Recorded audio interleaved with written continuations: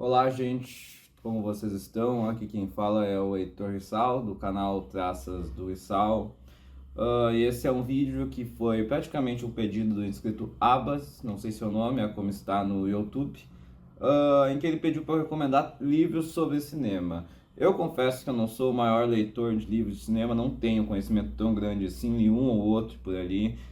Eu também sou um pouco crítico à cultura de livros de cinema, dessa recomendação tão maluca assim que a gente vê vídeos no YouTube sobre livros de cinema sendo recomendados, entendeu?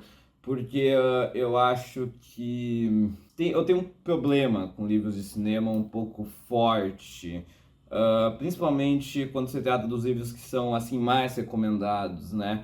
Eu acho que vários deles acabam, principalmente por causa da lógica das editoras que os procuram e os lançam, assim, procuram os autores para esses serem lançados.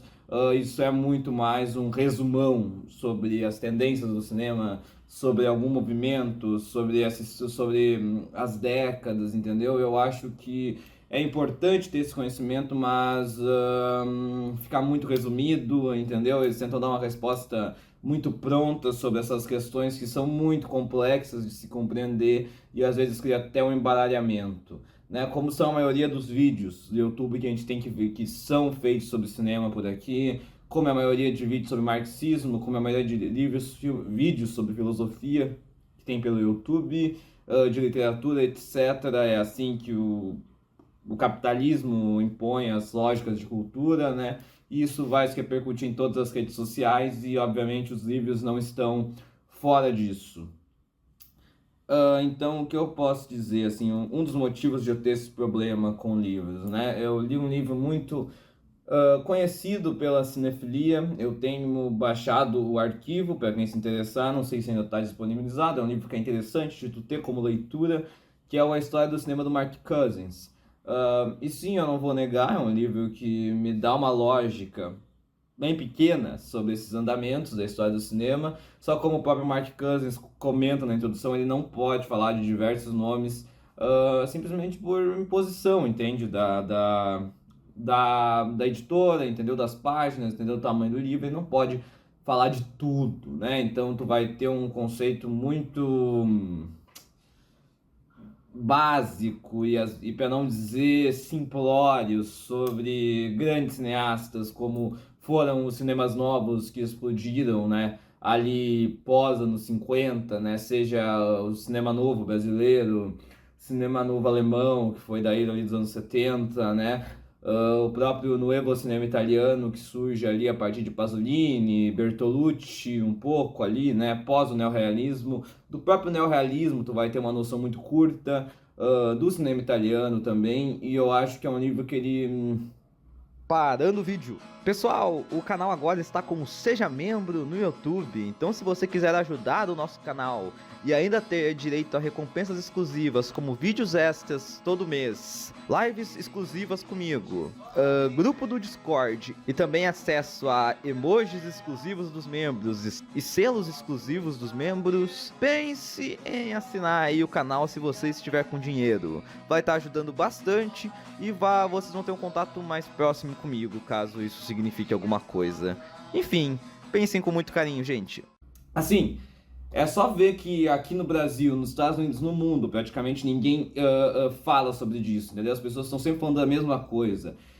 E tá, daí pode haver a defesa de que, pô, é uma introdução, pá, não é esse conteúdo para esses intelectualoides elitistas que nem o Heitor é, mas assim, sabe, eu acho que é importante buscar ir além, entendeu? E mesmo que esse além ainda sejam coisas que tu ainda não compreende, entendeu? Porque tem que ser entendido que o estudo não é algo que é consumado em nenhum momento. Tu vai aprendendo e daí uma hora vai ter mais coisas que tu aprendeu e não é o ponto de que tu nunca aprende, né? O ponto é que tu aprendeu mais coisas porque aquilo que tu aprendeu antes te possibilitou ver mais coisas, sabe? Então eu acho que recomendar livros, tem um monte de vídeos sobre isso, e se eu fosse recomendar livros disponíveis em português, iam sair sempre os mesmos. Porque o que há de mais interessante na maioria dos críticos americanos, franceses, principalmente europeus, que é onde saiu o mais interessante, né? E os brasileiros não tá por aí, entendeu? Tem um livro do Glauber Rocha, muito interessante, que é a conta história do cinema brasileiro, alguma coisa assim, que vale a pena. Tinha um livro do Godard que eu não cheguei a ler, mas que um amigo meu me mandou um PDF que é muito legal também. Tem o Cinema de Invenção do Jair Ferreira aqui no Brasil. Tem uma coleção de textos que o Jair Ferreira foi escrevendo, né? Mas daí é mais coletânea, né? Essa coisa que tu encontra ao solto, né? Então, enfim, a verdade é essa. O que há de mais interessante, de introdutório, assim, não chega no Brasil. E daí eu ia fazer só um vídeo falando dos mesmos textos, né? Dos mesmos livros. Então, como eu respondi até pro Abas no comentário, eu acho que é muito mais interessante fazer um vídeo recomendando textos, porque da onde surgiu a maioria da teoria crítica do cinema, não foi a partir de livros. Muitos desses livros, se tu for ver, vão citar as revistas de cinema dos anos 60. Obviamente, a que mais vai aparecer é a Carreira do Cinema, que foi da onde surgiu a maioria, as coisas mais interessantes, sem dúvida, os estudos de Hitchcock, Howard Hawks, Rossellini, De Sica, e dali surgiu grandes cineastas como é o Truffaut, como é o Godard, como é o Jacques Rivette, como é o Eric Rohmer, e um dos maiores teóricos da história do cinema, que é o André Bazin. Então, eu acho que o mais interessante, para quem está se introduzindo no fim, é ter essa noção de que as coisas não acabam em nenhum momento. Eu acho que esses textos que eu trouxe, trouxe 5 textos aqui. Eu até queria trazer mais, só que outros eu já acho que ia ficar muito difícil, assim, para quem está começando. Eu acho que esses textos conversam muito sobre muitos conceitos que a gente constantemente apresentado. São textos que falam muito sobre a linguagem do cinema, de uma forma mais interessante, na minha visão, pelo menos. Eu acho que são textos que, quando eu li, me trouxeram muitas ideias do que era o cinema, entendeu? Então, em resumo, é isso, sabe? Esses são os textos que eu acho que as pessoas deveriam ler. Então vai ficar aqui, eu vou falar de cada um desses textos um pouquinho, e daí vocês leiam os textos, é o que eu espero, pelo menos. Bom, o primeiro texto que eu quis trazer, e que eu acho que é o mais interessante, assim, dado ao que a gente mais vê hoje em dia em textos, entendeu? E não necessariamente está em palavras, mas está no pensamento, é a ideia do filme autoral, que, em resumo, não significa nada. Nada. Essa coisa de teoria dos autores em si é uma ideia que já foi, os próprios criadores já criticaram ela depois de um tempo, porque principalmente ali nos jovens turcos da carreira do cinema, que eram os mais cinéfilos, que são nomes como François Truffaut, Godard, o Jacques Rivette, o Eric Rohmer, o Claude Chabrol, principalmente no nome desses 5, assim, deve ter outros que eu não vou conseguir dizer agora, que eram quem caracterizava Hitchcock, Howard Hawks, o Nicholas Ray, o Anthony Mann, como autores cinematográficos, entendeu? Sempre na busca de querer colocar o cinema como essa arte que é tão boa quanto a literatura, quanto o teatro, e que nesse sentido eles estavam sim completamente certos. Tanto que essa teoria trouxe coisas boas também, entendeu? Só que tem que ser entendido que o que foi escrito nos anos 60, houve erros, né? E a maioria das pessoas que repercutem a teoria dos autores, essa ideia de cinema autoral, não entendem o que foi a teoria dos autores, e só pegam assim a camada da superfície do que estava sendo tocado ali, e esquecem que na própria época essa teoria já era criticada, né? Muitas vezes por um sentido imbecil, assim, para se dizer, que não fazia muito sentido o ataque, mas é complicado de se dizer, entendeu? Mas o ponto para mim é que quando atualmente assim parece que nunca veem, sabe, apenas um filme, entendeu? Sempre tem que ter o autorismo, e os próprios cineastas começaram a aceitar isso, né? Não à toa o Tarantino ele tem que repetir signos porque ele acha que isso é ser um autor cinematográfico, entendeu? E vão querendo colocar isso em quase todo artista, sabe? Um cara é um autor, outro cara não é um autor, enquanto na verdade é mais confuso do que isso, entendeu? Tanto que dois diretores que eram muito reverenciados pela teoria dos autores nesse começo, que era o Vittorio De Sica, diretor de Ladrões de Bicicleta, e o William Wyler, diretor de Ben-Hur, diretor de O Melhor Ano do Resto das Nossas Vidas, e que era muito elogiado, principalmente pelo André Bazin, se tornou um problema para a teoria dos autores depois, simplesmente porque eles fizeram bons filmes e depois eram filmes ruins, entendeu? Por exemplo, não tem como explicar como é que o William Wyler ele vai lá e faz O Melhor Ano das Nossas Vidas, faz Tarde Demais e também faz Ben-Hur, entendeu? São coisas que parecem não se conversar muito. E isso não é um estudo de ter que fazer características da obra do Wyler, é um estudo que tem que tocar em outros pontos, né? E sobre isso, depois de toda essa introdução, eu posso finalmente chegar ao texto, que é a da política dos autores do André Bazin, né? Que o Bazin ele foi um professor, um mestre dos jovens turcos e de quase tudo que foi feito na carreira do cinema. Ele era praticamente o editor principal antes de morrer, né? Ele, por exemplo, que levou o Truffaut para o cinema, que o Truffaut era só um delinquente que vivia pelas ruas, praticamente. E o Bazin fazia parte de uma velha guarda da carreira do cinema, tanto que ele não era tão a favor do que o Truffaut escreveu, por exemplo, no Uma Certa Tendência no Cinema Francês, que também é um texto que fica recomendação aí.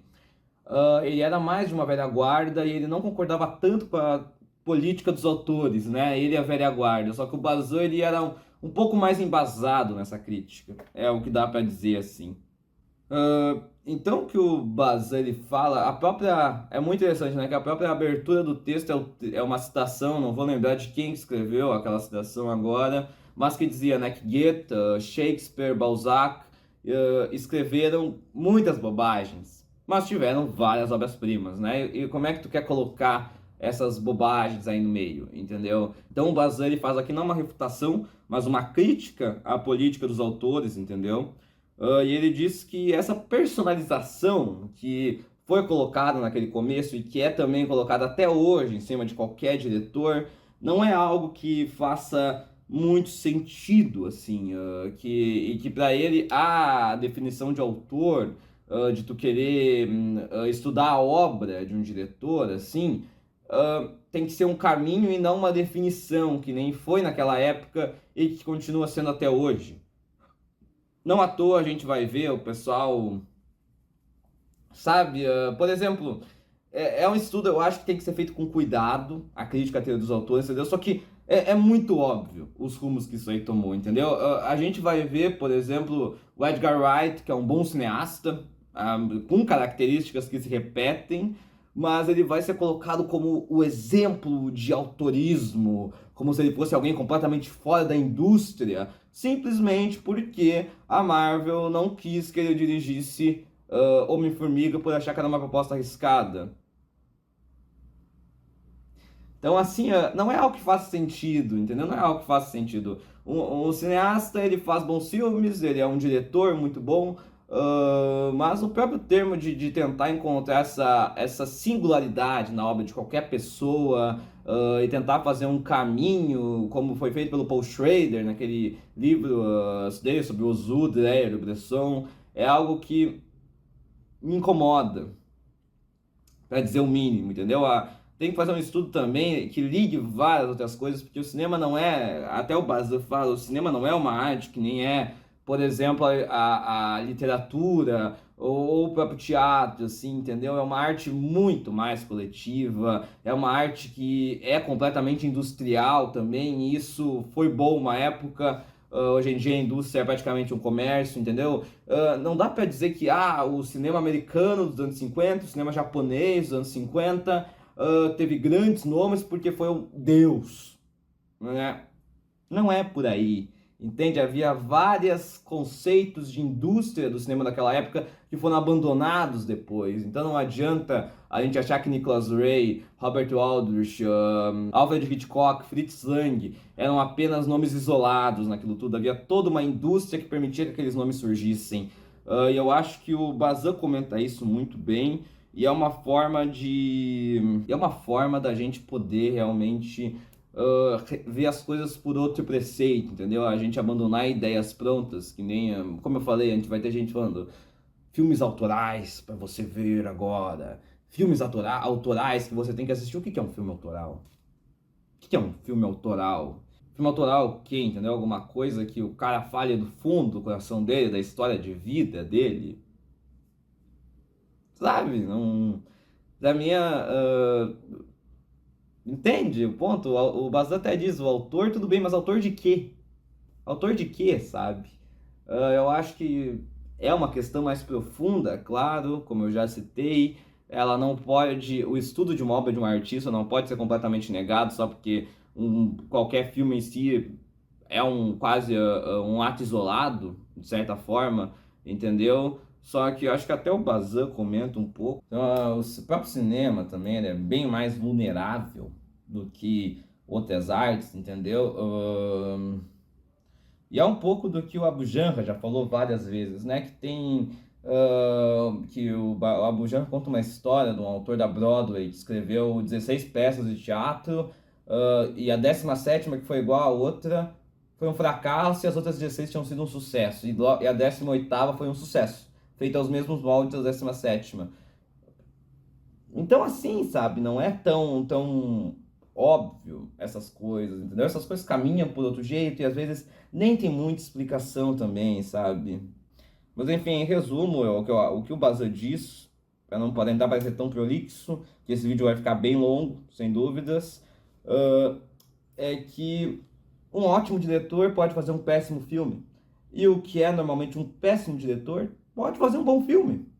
Entendeu? Não tem como meter tudo numa caixinha assim de que isso é um autor, isso não é um autor. No fim são só filmes, são só livros. Às vezes tu pode se emocionar por algo que tu nem sabe o que é, quem que é o diretor, quem que escreveu aquilo. Por exemplo, né, o Bazin fala que a gente nem sabe quem que fez a Vênus de Milo, mas a Vênus de Milo é a Vênus de Milo.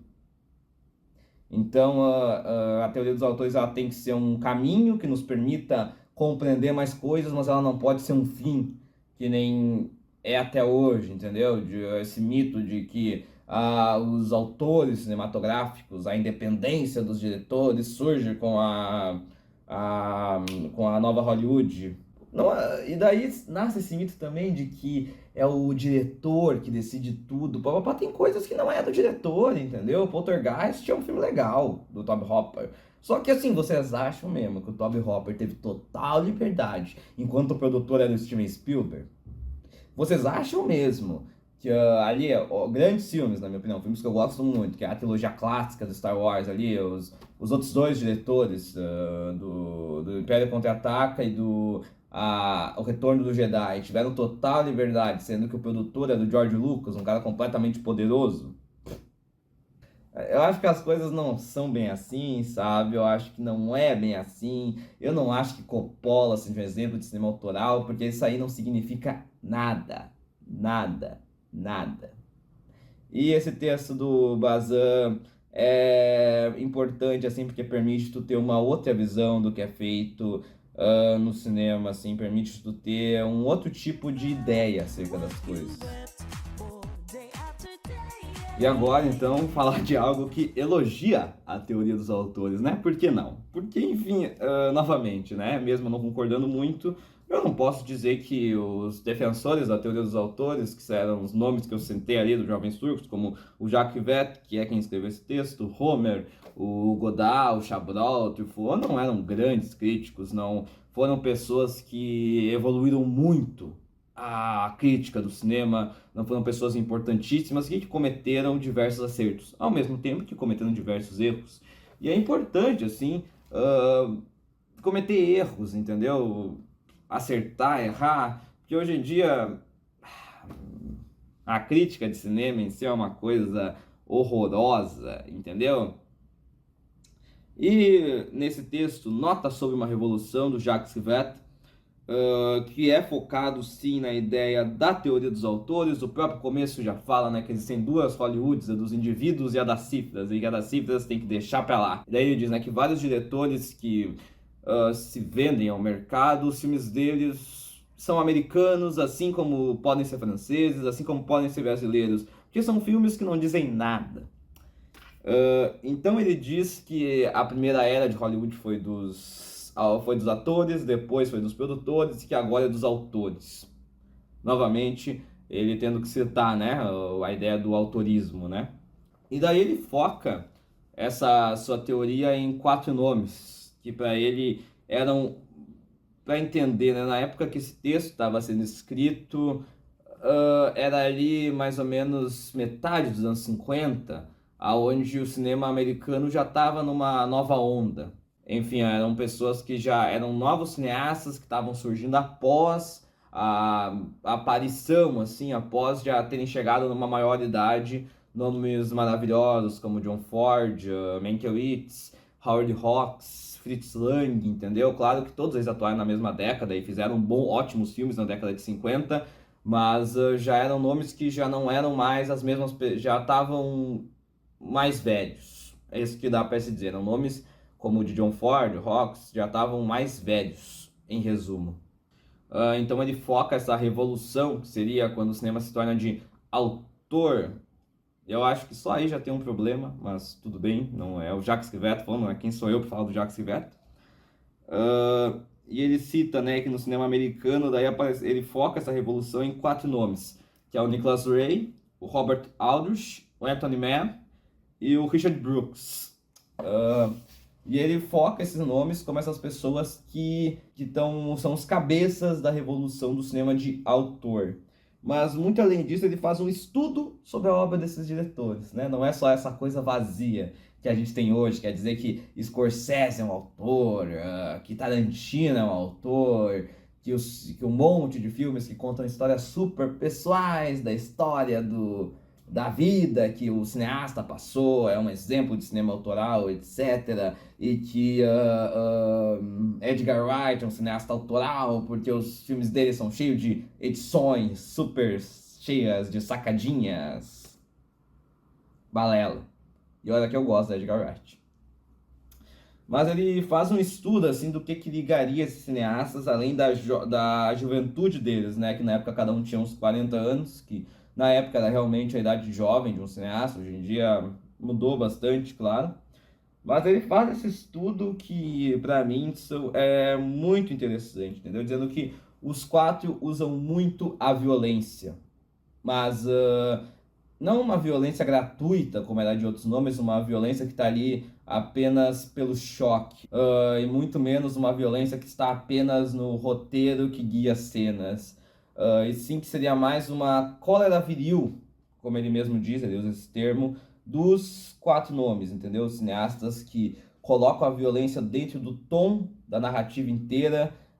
A violência é algo que perpetua até os momentos de calma, os momentos de meditação daqueles personagens, e ao mesmo tempo uma violência como algo que está na direção, entendeu? Seja pelos cortes mais abruptos que alguns deles fazem, né? Ele até coloca daí um dos cineastas mais violentos que já existiram, na minha opinião, que é o Samuel Fuller, muito mais do que, sei lá, Eli Roth, e nem precisava de tanta violência como Eli Roth, pra tu ver, né, o que é o cinema, né?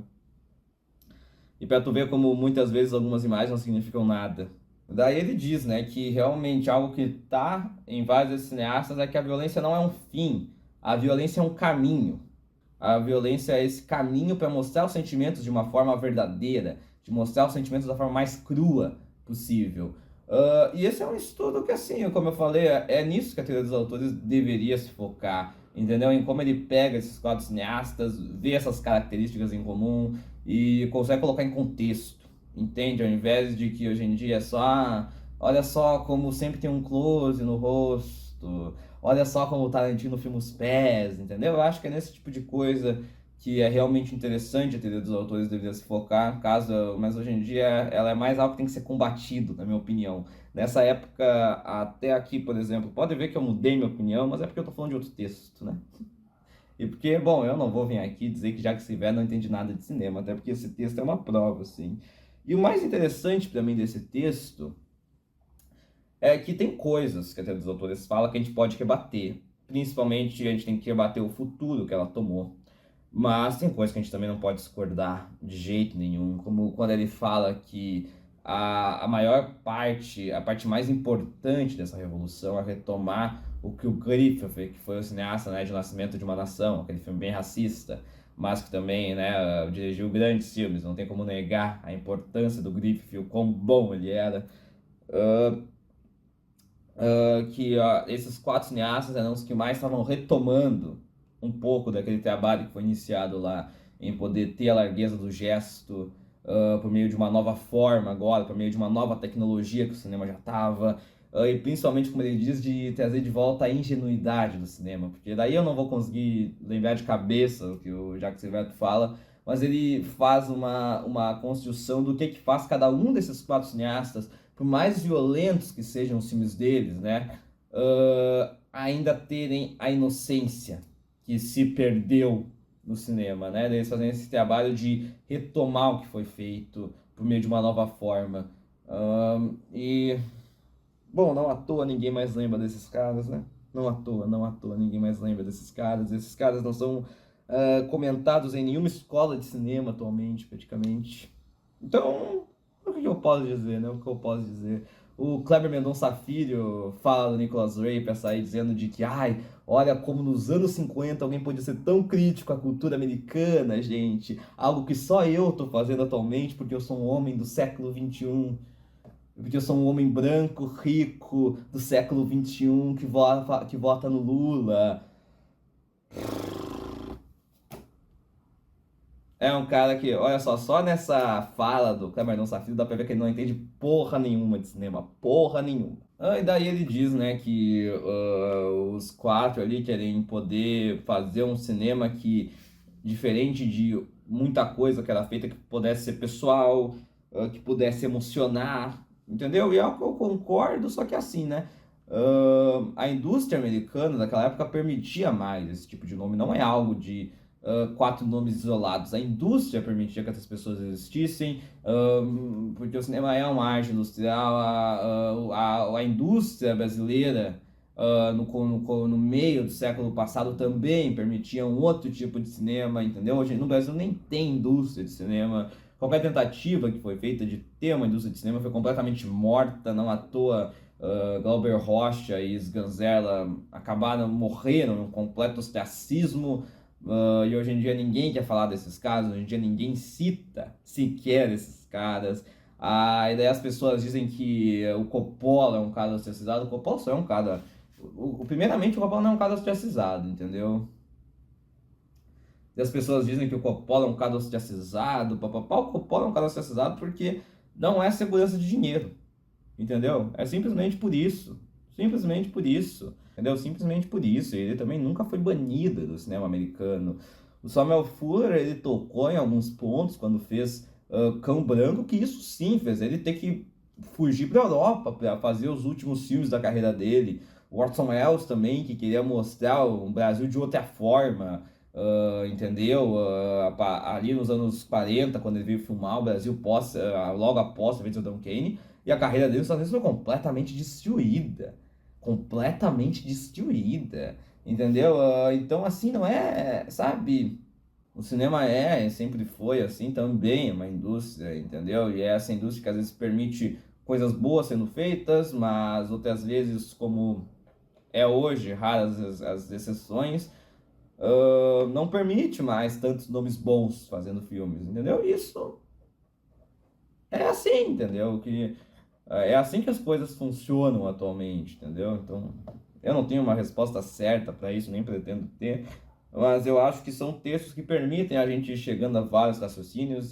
Mas é isso, eu acho que esses dois textos primeiros, talvez ler primeiro o do Rivette e depois ler o do Bazin, permite tu entender um pouco dos rumos que essa teoria levou e é o que a gente tem que ficar lendo aí hoje em dia em vários portais de notícia e assistir em vários canais do YouTube que tem por aí.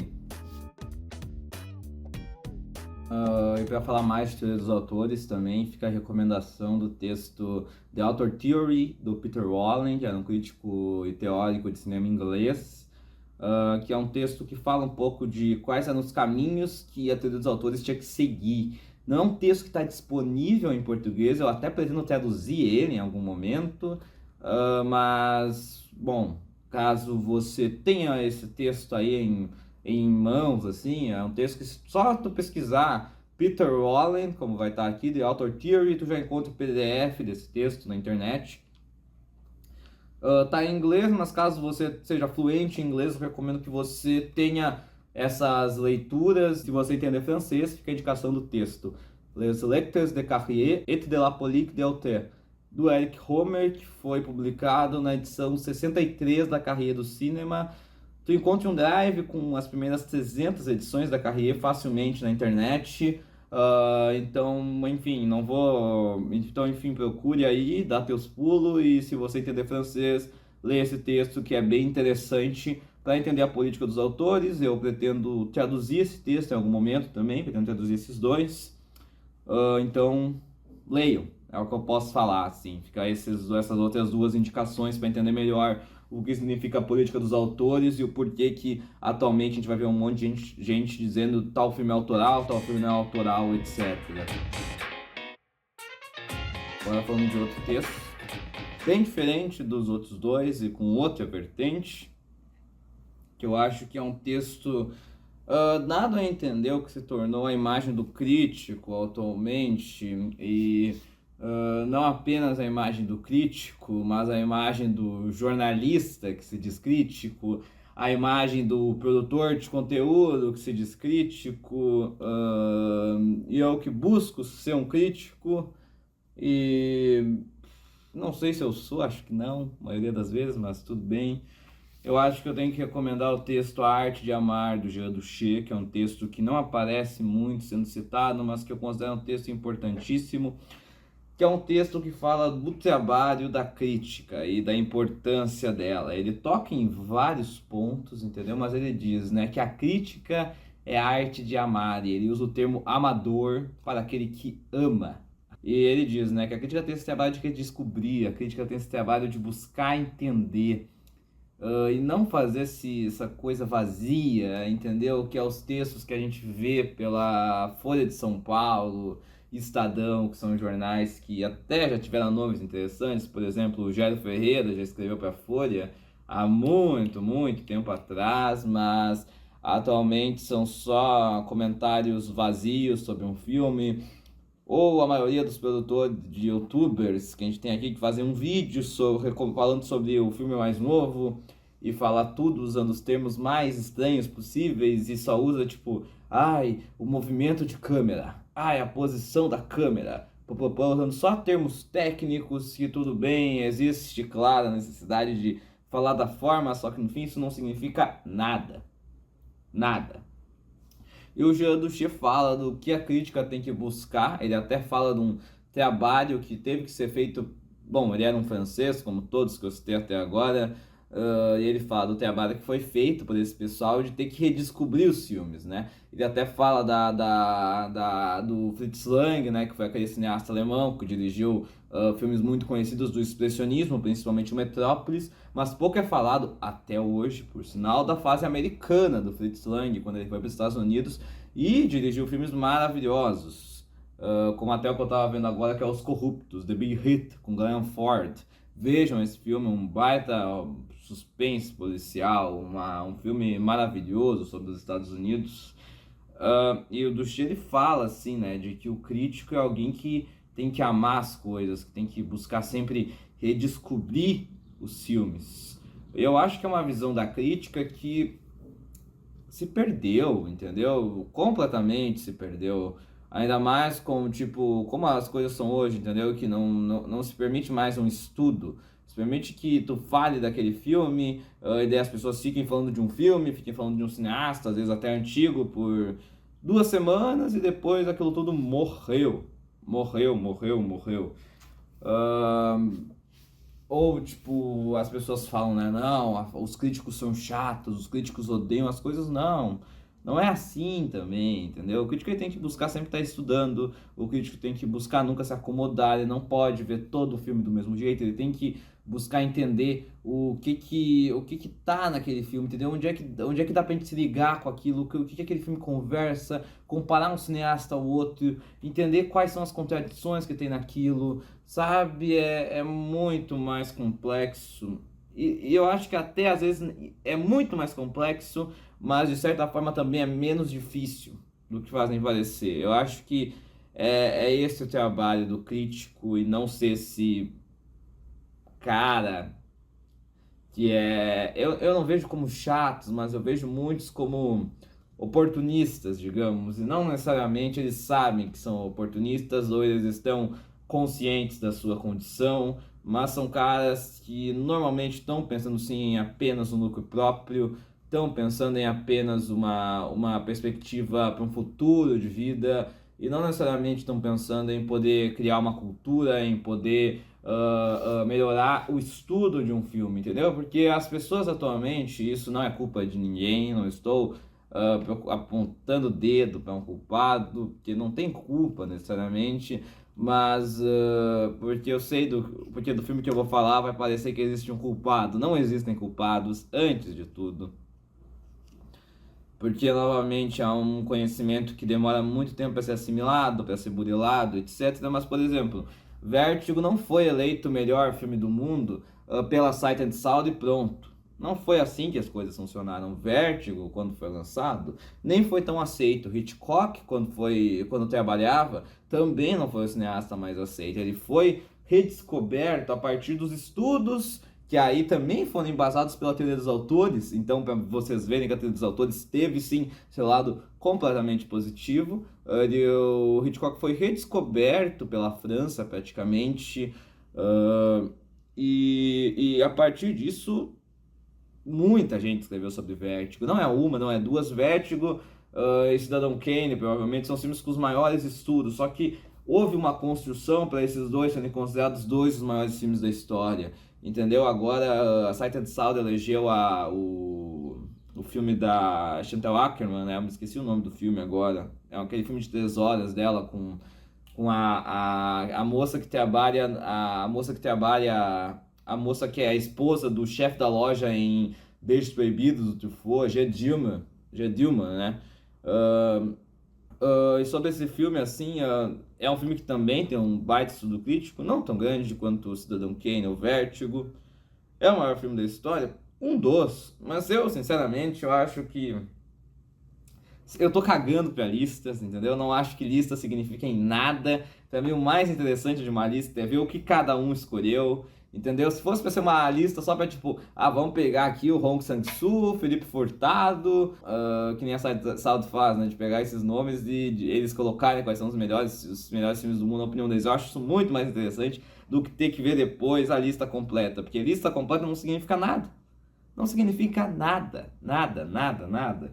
E Jane Dillman é um dos maiores filmes já feitos. Um dos maiores. Eu não vi, né? Mas eu acredito porque eu já vi outros filmes da Chantal, por exemplo. O News from Home é um dos maiores filmes já feitos.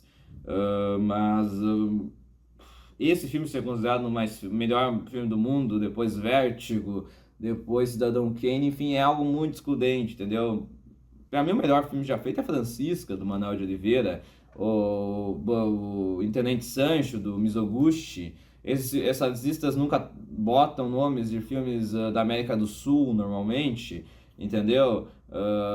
Muitos nomes são excluídos. Jean-Marie Straub, a Danielle Hewlett não aparecem na lista, sabe? O Glauber Rocha não aparece. Então, assim, para mim não significa nada, entendeu? E a crítica é um outro tipo de trabalho, não tem a ver com listas, tem a ver com tu querer se aprofundar em algo, tu querer desvendar algo, muitas vezes, entendeu?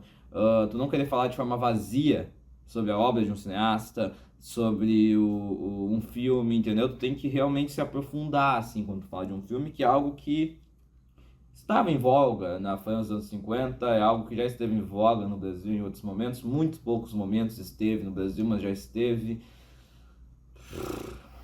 Então, assim, sabe, eu acho muito difícil para mim definir o que é crítica, mas eu acho que esse texto, ao menos, ele nos dá a luz do que não é crítica, ou do que pode ser considerado crítica, mas não é o que deve ser recebido, entendeu? Eu acho que é um pouco disso, assim, sabe? Do que é bom, do que é ruim.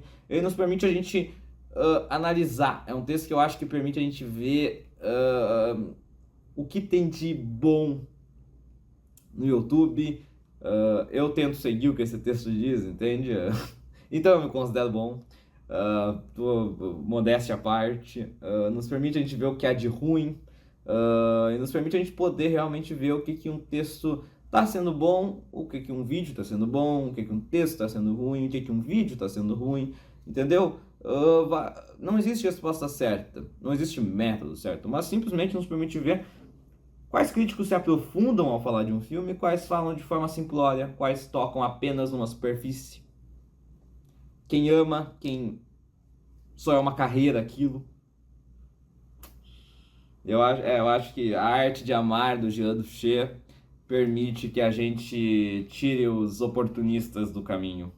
Mesmo que a crítica de cinema seja a área das pessoas mais pau-mole da história, mas digamos que o Jean Duché é quase um... Digamos que o Jean Duché nesse texto é quase um Kendrick Lamar em Not Like Us, em afundar os maiores parasitas da indústria.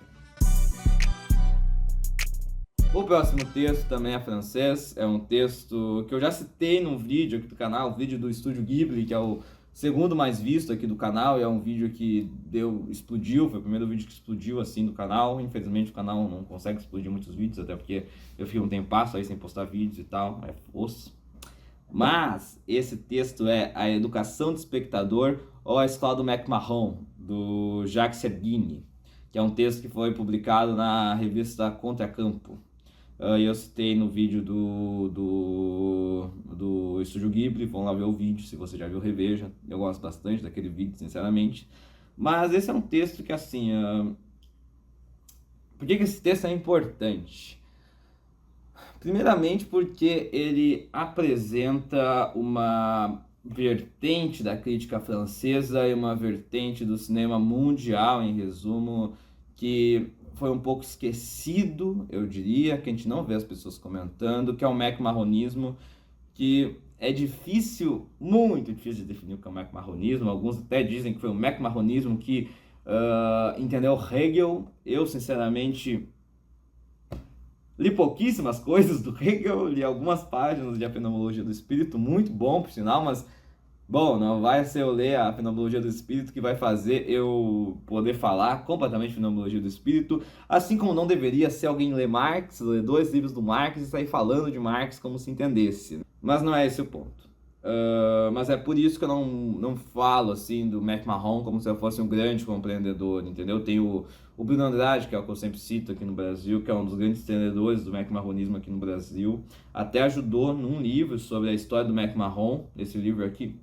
A Bíblia, do que a gente pode chamar de McMahonismo, é o Sobre uma Arte Ignorada, do Michel Murlet, que é o texto maior, o que mais toca em diversos pontos do que eles defendiam. Eu já fiz um short falando sobre isso, eu defini também a superfície do McMahonismo no meu vídeo sobre o Estúdio Ghibli, porque outra coisa que eu acho que a crítica não pode ter é alguém tentar falar sobre coisas que não compreendem, mas às vezes quando algo pode se ligar ali, tu botar pontos de encontro, tu comparar aquilo lado a lado com outra coisa, tu dizer onde que pode se conectar isso aqui, fazer hiperlinks, eu acho que é válido. Mas tu fazer uma aula falando um vídeo que tu diz que é uma aula sobre McMahon porque tu se considera professor, normalmente esse tipo de pessoa não entende muito. Entendeu? Normalmente esse tipo de pessoa não entende muito. Então, vale, é o que eu digo. E o Educação do Espectador, do Jacques Servigne, é uma baita introdução ao que é o McMahonismo, né? Porque ele mesmo diz que o cinema, o que tem de interessante no cinema é que ele fala dos homens. É que o cinema mostra os sentimentos dos homens. Ele diz até, né, que o ator pode mentir, o diretor pode mentir, mas a câmera não mente, a câmera mostra a realidade. O cinema é a arte do real e o real é o belo. na opinião dele, né? Eu discordo bastante, mas é muito bom de ler. O cara, ele escreve muito bem, o que ele escreve tem muito sentido e é algo que deve ser estudado, sim, e deve ser, antes de tudo, além de estudado, apreciado. Apreciado.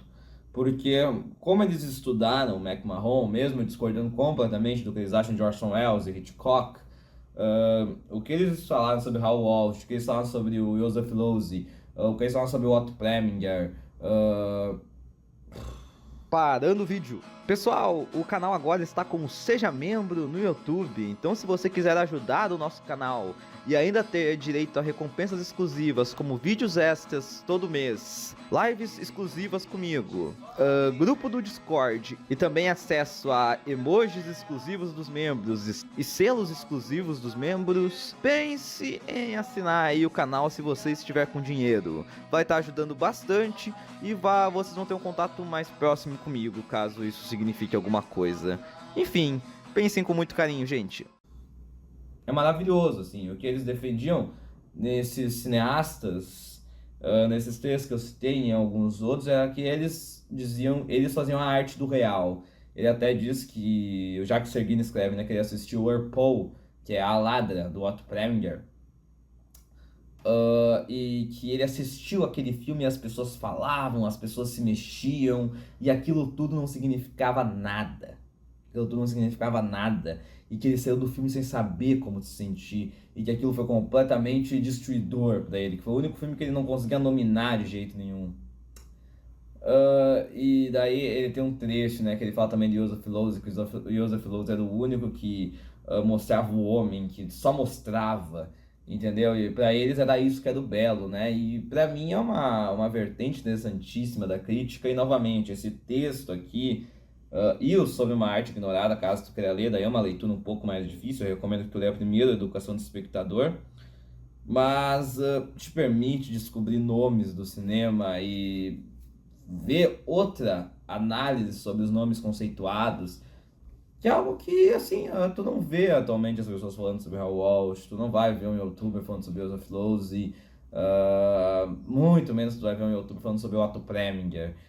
Então eu acho que fica a recomendação para ler esse texto e procurar entender mais sobre o McMahon, sobre o que foi o McMahon, sobre qual era o tipo de estudo que eles diziam. Ele até falava que o estudo não é uma resposta, o que é ser McMahon não terminava como uma resposta pronta, era uma pergunta que tinha que ser continuada, assim.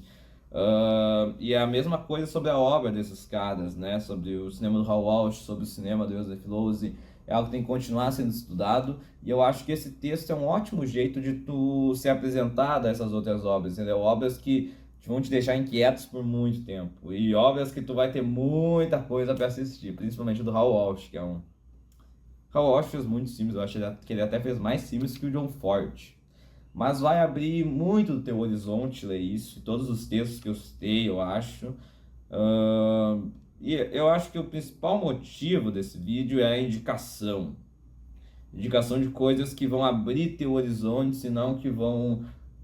Eu acho, aí é uma opinião minha, que podem discordar, podem concordar. Eu acho que alguns livros acabam fechando horizontes, entendeu? Porque é introdução à história do cinema do Mark Coswell, daí pessoal, uma introdução. Nossa, esse cara estudou muito. Isso aqui daí tem um capítulo que eu nunca esqueço, que o Mark Cousins vai falar do cinema noir. Ele diz que o cinema noir retratava esses Estados Unidos como algo perdido, um país corrupto.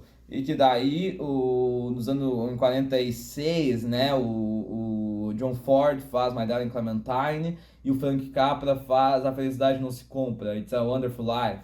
E ele coloca esses dois filmes como iguais e diz que ambos são uma resposta desses cineastas ao cinema noir, sobre como os Estados Unidos ainda eram um país bom, um país feito por pessoas boas que combatiam o mal. E olha, isso pode até ser verdade quando se trata de A Felicidade Não Se Compra. Eu até diria que é verdade. Agora, My Darling Clementine nunca é sobre isso. Tu viu esse filme com a bunda pra tu sair afirmando que esse filme é sobre isso. entendeu? Então, assim, tu vai ver um filme desses, um nível desses, e tu vai sair com uma opinião completamente ah, sem sentido. Tu vai ver alguém falando sobre algo que não tá no filme. A mesma coisa sobre a visão que ele diz sobre a nova Hollywood, entendeu? E de como ele tenta colocar as coisas tudo no mesmo balaio, entendeu? E eu acho que daí fica muito fácil, entendeu? É um caminho fácil. E não tô dizendo que tá errado quem, quem recomenda esse livro, não tô dizendo que tá errado quem lê esse livro. Só que, enfim, é um caminho que dá mais respostas, e não respostas que permitem uma dúvida ser continuada. Eu acho que esses textos aqui que eu estou citando são feitos por pessoas que, bom, tinham muito certeza do que falavam, acho que menos o André Bazin, só que são textos que vão te fazer buscar mais, não vão te deixar saciados logo de primeiro. Eu acho que o estudo crítico, o estudo de qualquer coisa é o contrário da alimentação, entendeu? Tu nunca tem que se sentir saciado. Nunca tem que se sentir saciado. E bom, eu indiquei muitos textos franceses, porque é onde, sem dúvidas, a teoria do cinema do começo, assim, do que repercute um pouco até hoje, foi onde isso foi mais estudado, onde saiu talvez algumas das coisas mais interessantes, mas, né, para não ficar me chamando de colonialista e para eu agradar meu público decolonial, vamos indicar um texto brasileiro que eu considero importante para entender um pouco da visão de modernidade dentro do cinema, que às vezes é algo muito confuso, assim, porque o Orson Welles iniciou o cinema moderno. Mas o Jean Renoir estava fazendo coisas parecidas nos anos 30. Mas o Murnau fez lá o Tabu em 31, que já é tão moderno também. Então é um conceito um pouco complicado, assim, sabe? E daí não combina muito com o conceito histórico de modernidade, tanto com o conceito pós-moderno histórico, ou o conceito clássico histórico. Alguns até vão dizer que o cinema nunca foi clássico, porque ele já nasce em uma era moderna. Aí é balela, porque o cinema acabou tendo seu próprio tempo, um desenvolvimento muito mais rápido do que as outras artes. Mas é um texto brasileiro do Rogério Sganzerla, cineasta de O Bandido da Luz Vermelha, Sem essa Aranha, Mulher de Todos, e que escreveu sobre cinema. Tem até o livro dele, que é uma coletânea de textos também, que é Um Cinema Sem Limites, do Sganzerla.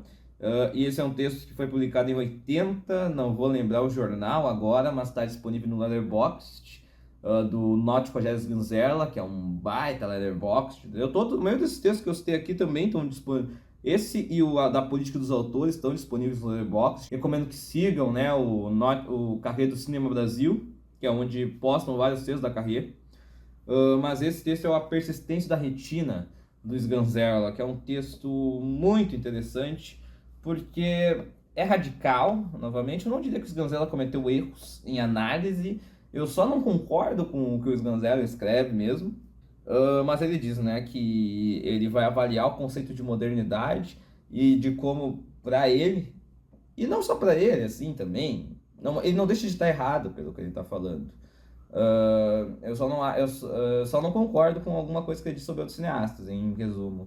Ele diz que o cinema em si, ele não necessariamente é o belo, como disse ali o pessoal do McMahon sobre o real, mas que o cinema, ele mostra o real e é isso, é o real, entendeu? Justamente porque o cinema, daí é algo que já falavam, né? Que a diferença do cinema para as outras artes é que o cinema não precisa recriar algo. O cinema não seria um meio de expressão, seria um meio de quase, tipo, registro, né? Seria mostrar a realidade do jeito que ela é. Enquanto a pintura, né, precisa ver o mundo e pintar, né? O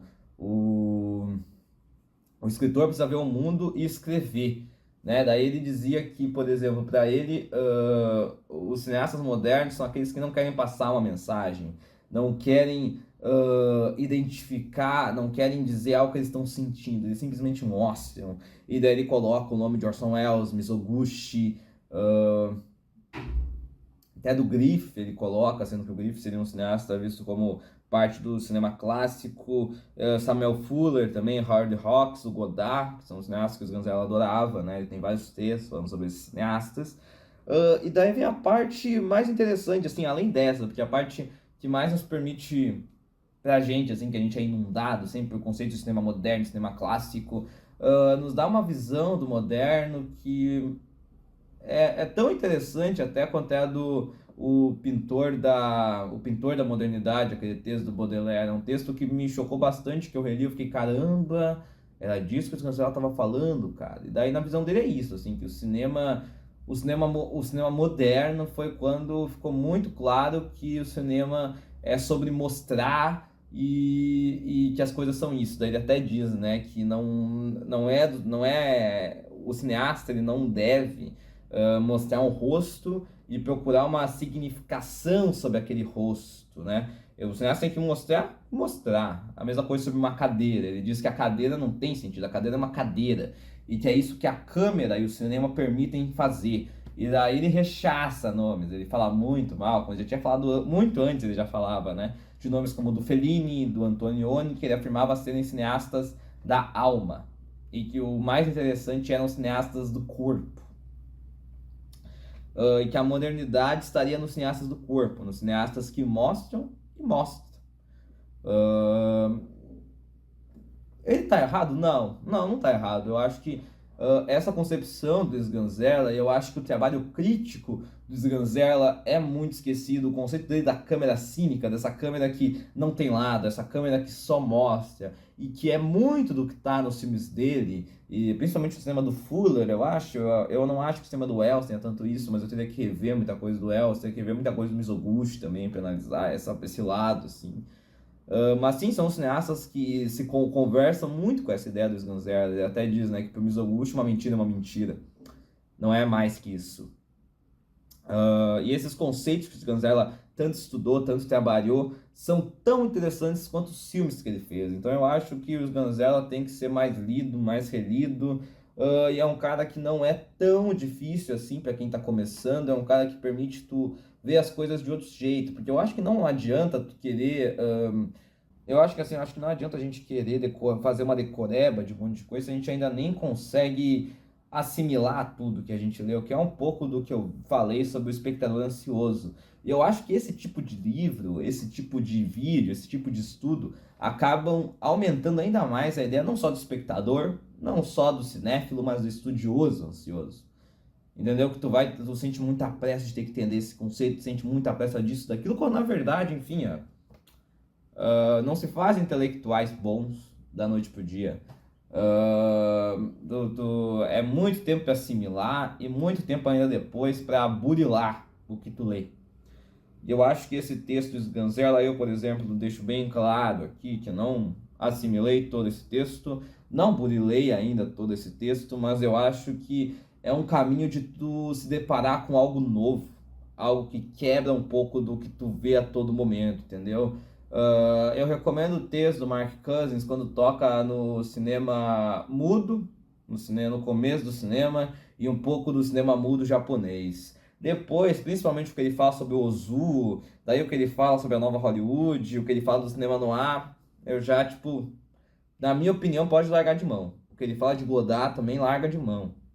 Entendeu? O que ele fala dos anos 90 e tentando dizer sobre a pós-modernidade dos anos 90 larga de mão também. A maioria das coisas que tá naquele livro do Mark Cousins larga de mão. O conceito da modernidade do cinema, Sganzerla trabalha muito melhor nesse textinho curto do que naquele livro de 500 páginas. Eu acho que isso é o mais importante também, porque assim, eu não sei como são meus inscritos. Aparentemente a maioria é só uns gurizão de 15, 18 anos, o que é triste porque significa que eu não vou ganhar dinheiro muito cedo com o trabalho. Mas o ponto principal que eu acho é o seguinte: lê um texto, lê um livro de 500 páginas, entendeu? É interessante essa, que às vezes, sinceramente, nem todo mundo tem tempo para isso. Agora, se tu ler esses textos com cuidado e tu for lendo mais textos de 8 páginas, esses textos de 8 páginas, daí fica até a recomendação de outro, que para mim é um dos mais importantes sobre cinema, desse cinema moderno, assim, que é o do Cinema Arte do Espaço, da Eric Rohmer. Aquilo ali tem um estudo, aquilo ali tem um conhecimento de cinema que assim, tem livros de 1000 páginas que tu pode ler aquilo ali de cabo a rabo que não vão te dar metade do que está escrito naquele texto do Eric Rohmer. E o texto tem 8 páginas.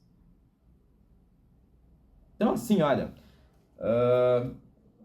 vão atrás de textos, sigam perfis no Letterboxd, entendeu? Busquem não apenas algo que vá saciar uma curiosidade tua, que vai fazer tu entender alguma coisa, de que vão fazer tu poder entender aquilo e aquilo, porque, por exemplo, eu li a história do Mark Cousins, como eu falei, da primeira parte do cinema ali, eu consegui compreender muitos conceitos históricos. Agora, depois, quando o Mark Cousins tenta fazer alguma leitura de um filme, aquilo ali é completamente fraco.